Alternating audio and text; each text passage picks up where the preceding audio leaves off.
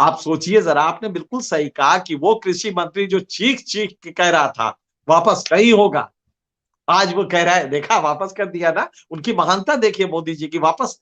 वो बेचारे तो उनको देख के, उनके दोनों ही स्टेटमेंट्स आप लगा दीजिए, कितने निरीह लगते हैं वो।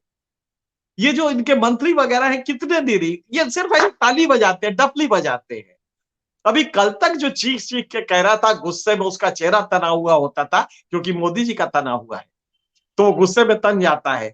आज मोदी जी ने कहा कि हमारी तपस्या में कमी थी, तो वो कह रहा मोदी जी की महानता देखिए उन्होंने। और बाकी छोड़िए, एंकर एंकर भी कह रहा अब विपक्षियों का मुंह बंद हो गया।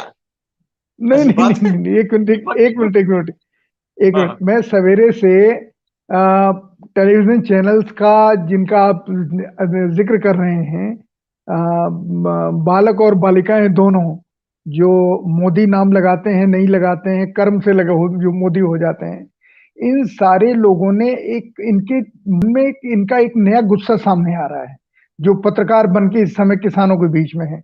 वो किसानों से सवाल करते हैं, देखा मोदी जी ने ले लिया। किसान कह रहे हैं अरे ये काला कानून था, इसको वापस लेना ही था, एमएसपी को कानून बनाओ, तो उसकी बात काटते हैं। आपको अच्छा नहीं लगा? फिर शुरू हो गए अब नए सिरे से, अभी थोड़ी देर से, क्या आप मोदी को प्रधानमंत्री नहीं मानते? तो किसान कह रहे हैं प्रधानमंत्री मानते हैं, लेकिन मानने का मतलब क्या, उनकी साख तो है नहीं कोई। कहते हैं 15 लाख उन्होंने घोषणा की थी, आया क्या? तो जब तक संसद में कानून पास नहीं होगा तब तक हम आपकी बात नहीं मानेंगे। आप सोचिए, देश के प्रधानमंत्री के बारे में सामान्य किसानों की ये राय है, सड़क के बीच में हूँ, भीड़ में बैठे हूँ, वो कह रहे हैं अच्छा किया जी, लेकिन वो एमएसपी का क्या, उसके बारे में बोलिए। और उस बात को ये जो आपके शिष्य हैं ये करने नहीं दे रहे, पूरी बात काट देते हैं वहां से। अच्छा अच्छा, आप बताइए, आपको कैसा लगा मोदी जी का ये कदम? मोदी जी तो कितने महान है, उन्होंने ये वापस ले लिया। किसान कहते हैं वापस नहीं लेते और करते क्या, पर हमारे एमएसपी का क्या, वो हमने इन 3 कानूनों की वापसी के लिए तो, ये आपका, आपकी कमजोरी, आपका अपराध था। हमारी मांग तो एमएसपी थी, उसके बारे में क्या? अब आप सोचिए, सारे एंकर जो आपके शिष्य हैं, इस जो मोदी ने नहीं कहा, मोदी जी के पक्ष में उस गुस्से में हवा बना रहे हैं, और वो चाहते हैं कि मोदी के पक्ष में देश में किसानों की राय आए, बात आए। एक जो भी है वो बैठ के यहाँ से कहती हैं अपने संवाददाता से कि राकेश टिकैत से पूछो कि प्रधानमंत्री ने घोषणा कर दी है, तो उसको मानते नहीं क्या, वो प्रधानमंत्री नहीं मानते? तो राकेश टिकैत कहते हैं भैया घोषणा तो 15 लाख रुपए की भी की थी, आया क्या? इसलिए हमको कोई भरोसा नहीं। ये तो इस लेवल पे ले आए हैं टेलीविजन चैनल प्रधानमंत्री की साख को, ये लोग खुद ही कहने लगे कि हाँ ये झूठ बोल रहा है। नहीं, अगर एक लो आईक्यू का आदमी, वो बड़ा बढ़िया एक मसल है, सबसे भले व मूढ़ जिनहि न व्यापत जगत गति, ये तुलसी ने कहा था। और दूसरा है, गांव में कहा जाता है कि मूर्ख दोस्त से चालाक दुश्मन बेहतर होता है। एक्चुअली ये मोदी जी के मूर्ख दोस्त हैं, इनको लॉजिक नहीं आती है। उससे पूछिए, उस एंकर से, कि कानून प्रधानमंत्री बनाते हैं क्या? तो पिछला वाला बनवा दिया होता उन्हीं से, पार्लियामेंट काय हो गए थे। अगर कानून प्रधानमंत्री नहीं बनाता है तो वापस भी प्रधानमंत्री नहीं करेगा ना। इसमें विश्वास अविश्वास का सवाल क्या है? इसमें तो खुद मोदी ने ही कहा है, प्रधानमंत्री ने कहा है कि भाई पार्लियामेंट में हम लाएंगे। तो लिहाजा उनकी मुश्किल ये है, जैसे कि मुझसे एक साहब ने कहा कि साहब अब तो विपक्ष के सारे, अब तो कोई मुद्दा विपक्ष के पास नहीं रहा, अब हाँ तो विपक्ष बिल्कुल, खत्म हो गया। बिल्कुल, बढ़िया ये दांव बिल्कुल। दिया है मोदी जी ने। उसको इसमें मोदी जी का दांव लग रहा है, क्योंकि उसको यही बोलना है, उसकी नौकरी अगले महीने तनख्वाह इसी की मिलेगी, तो वो यही बोलता है। हमने जब पढ़ाया था तो कुछ साल तक तो वो चला, दहशत होती थी हमारी मीटिंग में। ऐसा कोई रिपोर्टर नहीं होता था जो 6 घंटे पढ़ के ना आए। एक दिन किसी ने हमसे कहा कि सर वो जो फोन आपका आता था ना, तो दहशत ये होती थी कि जल्दी से अखबार उठा के देखो कुछ छूट तो नहीं रहा है। तो हमने वो कल्चर डेवलप करना चाहा था, पर हम फेल हो गए। सच बात यह है कि हम पिछले 10 सालों में फेल हो गए।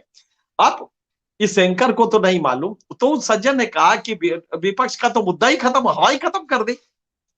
तो हमने कहा हाँ, मतलब बिल्कुल सही कह रहे हैं कि साहब विपक्ष की तो अब हवा ही निकल गई। कुछ हवा इसके पहले निकली थी, ममता की भी निकल गई थी। विपक्ष के पास, ममता के पास कोई मुद्दा नहीं था, तो ममता ने बता दिया। लॉकडाउन की वो नोटबंदी की थी, तब भी विपक्ष के पास हवा निकल गई थी। इसी तरह से आप सोचते रहे, धीरे धीरे वो मोदी का जो देवत्व है वो पूरी तरह गिरने लगा है। आपने जो कहा, एक बड़ा वर्ग, आज आप देखिएगा आपको एक बड़ा वर्ग देखने का, क्योंकि वो डिसइल्यूजन है। जो देवत्व का ऑरा बनाया था मोदी ने एकल नेतृत्व में, कि आदमी कोई छू ही नहीं सकता। एक मंत्री टी शर्ट पहन के एयरपोर्ट गया तो पीएमओ से खबर गई, वापस आओ, ये कौन सी पोशाक है। आपने देवत्व का एक औरा बनाया। अब उसको जब वो देख रहा है कि अबे ये तो ममता से हार जाता है, ये तो किसानों से हार गया। वो उन बेचारों के पास तो मर्सिडीज कार भी नहीं थी, वो तो भैंस का दूध पी के मोटी मक्के की रोटी खा के वहां बैठे हुए थे। जाड़ा गर्मी टिकैत कौन है, या वहां जो बैठे वो कौन है, ये तो उससे हार गया। तब उनको लगता है ये देवत्व नहीं, और तब वो बड़ी तेजी से इनका ह्रास होता है। मोदी जी अभी भी संभल सकते हैं, आज भी, हालांकि उन्होंने गलती कर दी। अब आप गौर कीजिएगा, किसानों का ये डिस्ट्रस्ट क्यों है। आपने कहा कि संसद में हम इसको पारित कराएंगे, क्योंकि 29 का दहशत है आपको कि 29 को वो मार्च करेंगे। अगर मार्च करेंगे तो फिर तो आपके लिए फिर मुश्किल हो जाएगी, शायद ही सरकार चल पाए। क्योंकि वो उनका मार्च करना, अब आप समझ गए हैं कि ये कोई साधारण वो नहीं है जो कि दिए जलाते हैं जाके इंडिया गेट पे। ये अर्बनाइट वो नहीं है, एजुकेटेड लोग नहीं है, ये किसान है। लिहाजा पंगा आपने गलत जगह ले लिया था। तो अब आपके समझ में आ गया है, लिहाजा 29 आपको रोकना था हर हालत में। दिक्कत क्या है, क्यों डिस्ट्रस्ट है। आप इस कानून को आज अभी इसी वक्त प्रेसिडेंशियल उससे खत्म कर सकते हैं। आर्टिकल 123 में प्रेसिडेंट के पास जो पावर है उसमें रिपील का भी पावर है।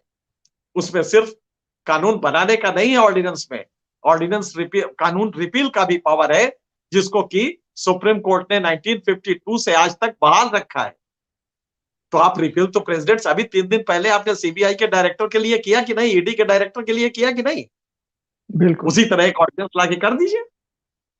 पहला। दूसरा इशू क्या है, गलती आपने की, माफी आपने मांगी। 1 साल किसान ये मौसम, धूप, ओला पाला, सब कुछ सहते हुए बैठा रहा, आपकी नाक में नकेल डाल के बैठा रहा। गलती किसकी थी, तपस्या आपकी कम थी ना। आपने तपस्या कहा है, तो अगर वो कम थी तो आज आपने अपनी गलती को सही कर लिया है, तो किसानों को क्या मिला। आपने एक गलत डिसीजन लिया था, उस डिसीजन को आपने हटा लिया, तो इसमें से किसानों को एक बहुत बड़ी वो दे दी।